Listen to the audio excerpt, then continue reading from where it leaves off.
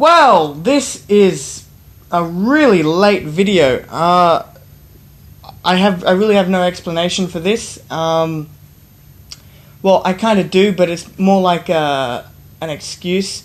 The excuse being that it's the holidays, so I've been out doing a whole bunch of holiday stuff, and I wanted to put this off as long as possible so I could see as many movies as I can. So yeah, I'm gonna try and rush this as quick as possible, but also make it as best as possible, right, Jeff? Yeah, let's do this. So before I get to the actual top 10, I just want to remind you all, this is not the best movies of the year. This is not a list of critically acclaimed movies, not the best rated movies on IMDb or Rotten Tomatoes. It's my personal list. So it's my favorite movies of this year, and just to let you guys know before I get into it, I couldn't fit them all into 10, so what I did is I created my first honorable mentions list. The movies that I liked a lot, but didn't quite make the top 10 list. So let's quickly speed through the honorable mentions. Here we go. Money Monster, Now You See Me Too, The Conjuring 2, X-Men Apocalypse, Captain America Civil War, Doctor Strange, Star Trek Beyond, Deadpool, and of course Rogue One, A Star Wars Story. Those are all my honorable mentions. They're the movies that I really loved, but for me, they didn't quite fit the list. So let's move on to the top 10. The Accountant is at number 10. I really like this movie. My mindset going into this movie, I was going into it expecting a fun popcorn action movie. That's what I got, but there were moments in the movie where I found myself actually leaning forward and being like, and just my eyes glued to the screen. There were a couple of moments. Again, not the best movie of the year. That's why it's at number 10. But I really did like it. I guess it's because I was going in with low expectations and I didn't expect it to be that good. Then when I actually watched it, it was a lot better than what I originally thought going in. And one thing I have to say about the movie is Anna Kendrick, you need to be Barbara Gordon Batgirl. At number 9 is Zootopia. Zootopia was fun, was really good. I really liked it. I also liked the chemistry between oh gosh, I forgot their names, but the rabbit and the fox, the dynamic, the dynamic between them, but the relationship, the chemistry was great. One thing I have to say with their relationship is I totally ship it.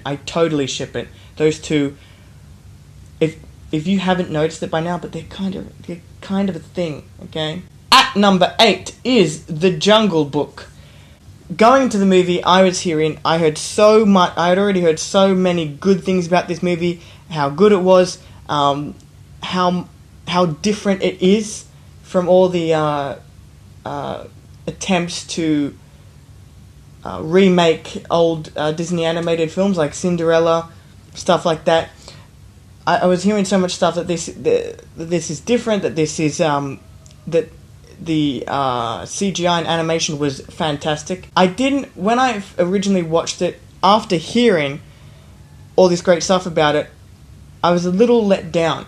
But then I started to think about it, watched it a second time, and it was really good. The best part of it is, there's heaps of good parts in it. The child actor in it, fantastic.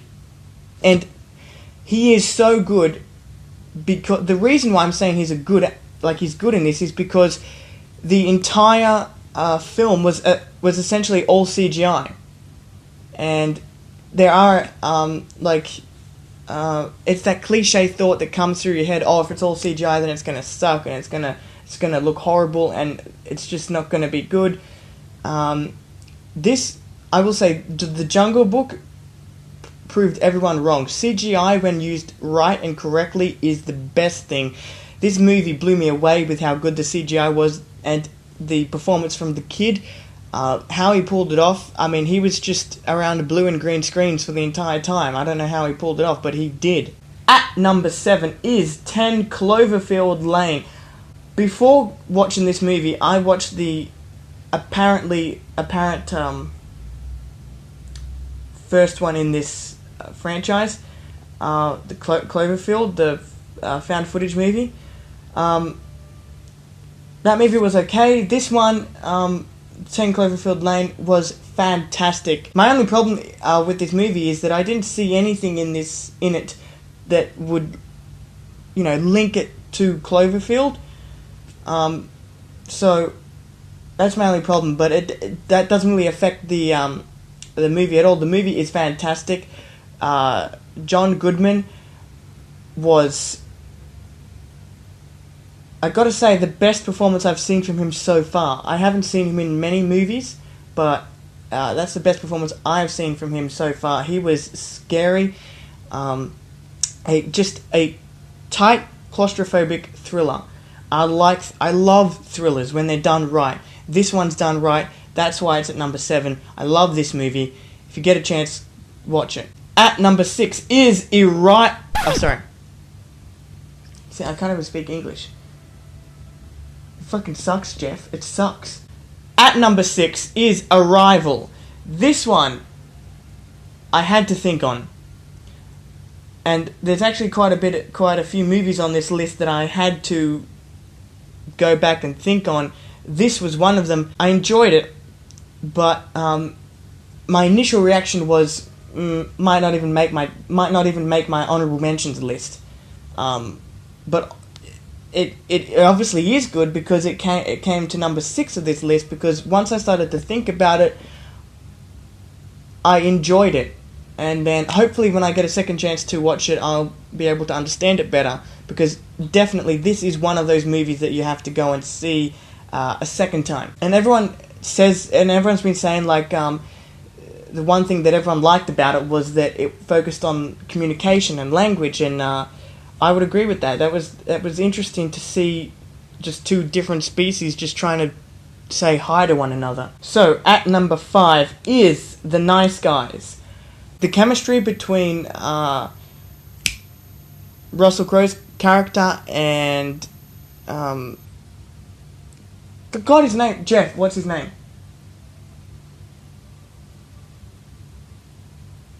Ryan Gosling, thanks, Jeff. Though the chemistry between Russell Crowe and Ryan Gosling, their characters, was fantastic. I've been hearing a lot of rumors that, not rumors, but I've been hearing a lot of things that they were actually, the chemistry that you saw in the film, they actually had on set when they're not acting. So I would like to see these two in another movie in the future, hopefully, because I love the chemistry between these two. It was one of those movies where the story was good. It was a great mystery crime story, but the one thing that really sold this movie for me was the characters, and I love them. Just the funniest shit I've ever seen.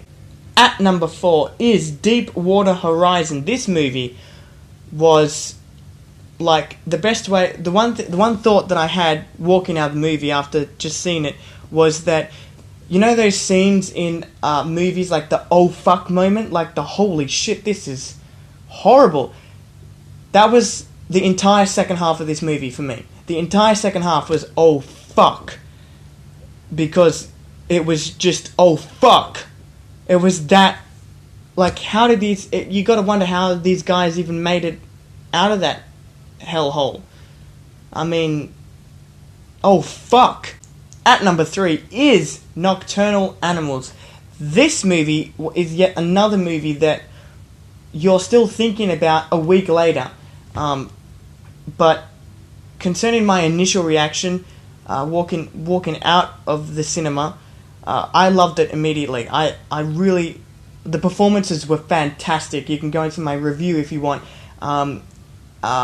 Jake Gyllenhaal is good as ever.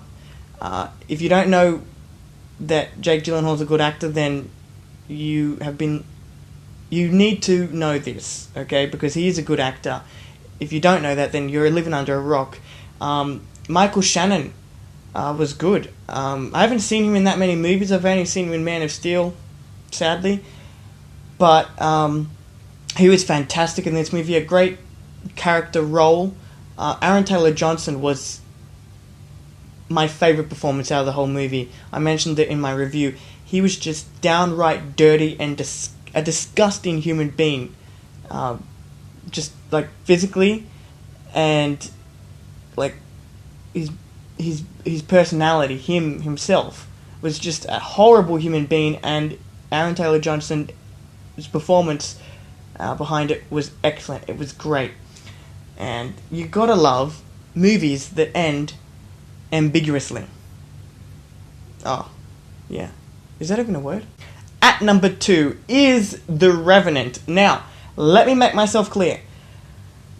A lot of you will probably think that this movie came out in 2015. It did, but in Australia it came out in 2016, couple weeks after New Year's Day. So, and that's when I saw it. When it came out, I saw it with a friend of mine. So, for me, as an Australian citizen, this movie came out in 2016. I saw it in 2016. That's why it's at the top of my list.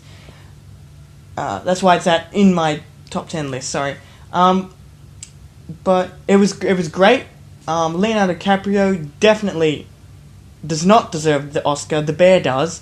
I'm just kidding. He definitely deserves an Oscar.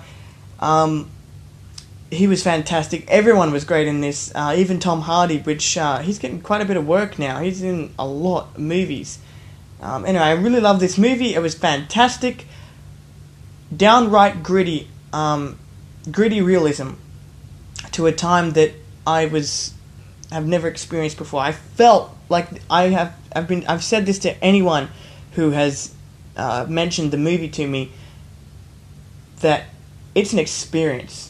That when I was watching this movie, I felt like I was in this environment with Leonardo DiCaprio's character.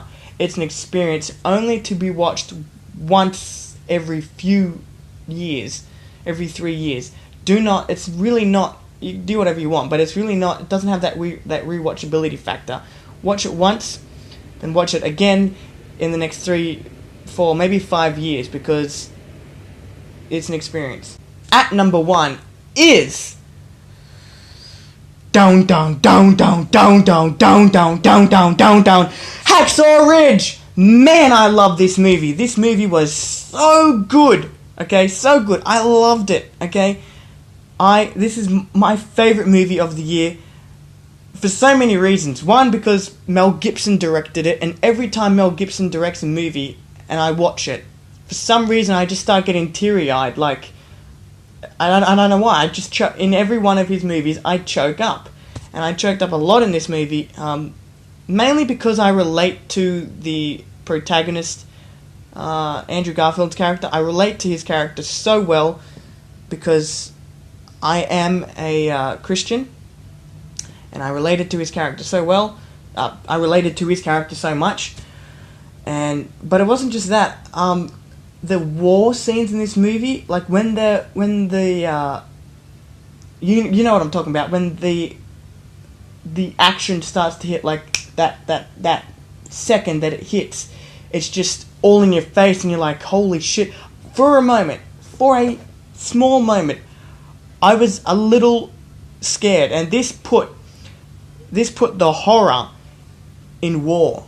You don't really see it that often in war movies, but it really did put the horrifying, horrific, bloodthirstiness in war, and you really understand it now. And a great motivational movie.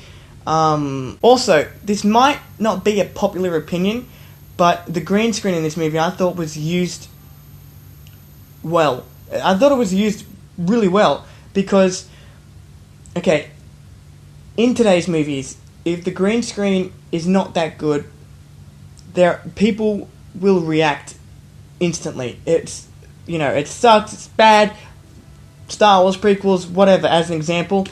But in this instance, I liked, the green screen was not the best, but I liked that fact. I liked that they used, because in older World War II movies, probably 50s or whatever, that they came out, I've seen a couple, and I've seen that the green screen, whenever they would use green screen, it would look horrible.